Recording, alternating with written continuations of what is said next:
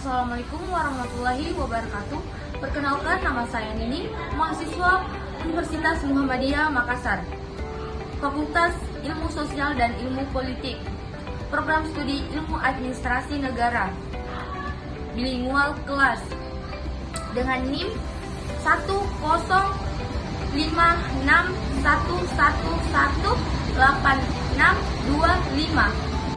Pada kesempatan ini, saya akan menyampaikan video presentasi mengenai pemikiran bilingual dalam filsafat administrasi yang dibuat untuk memenuhi tugas akhir luas mata kuliah filsafat administrasi yang diambil oleh Bapak Abdul Ghafur SOS MPh.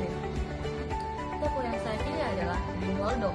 Alasan saya memilih bilingual karena ia merupakan tokoh penting yang mengkritik administrasi publik klasik dan menegaskan bahwa administrasi publik tidak pernah netral, melainkan selalu mengandung nilai ideologi dan kepentingan politik. Inti pemikiran bilingual. Bilingual lahir pada tahun 1913 dan wafat pada tahun 2000 di Amerika Serikat. Ia dikenal melalui karya terkenalnya yang berjudul The Administrative State yang diterbitkan pada tahun 1948.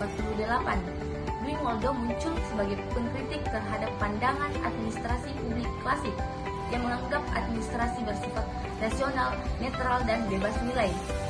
Menurut Bilingual, pandangan tersebut keliru.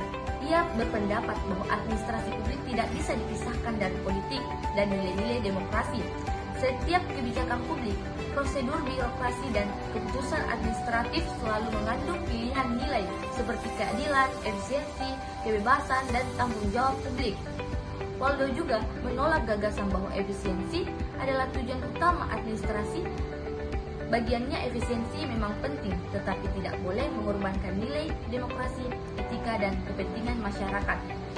Fokus utama pemikiran Bilingual adalah hubungan antara administrasi, nilai, dan demokrasi.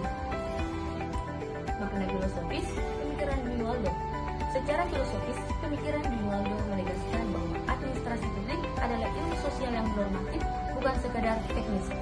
Administrasi publik tidak hanya menjawab pertanyaan bagaimana cara bekerja dengan efisien, tetapi juga untuk siapa administrasi itu bekerja dan nilai apa yang diperjuangkan. Pandangan ini menekankan bahwa birokrasi harus bertanggung jawab secara moral dan demokratis kepada masyarakat, bukan hanya taat pada aturan formal.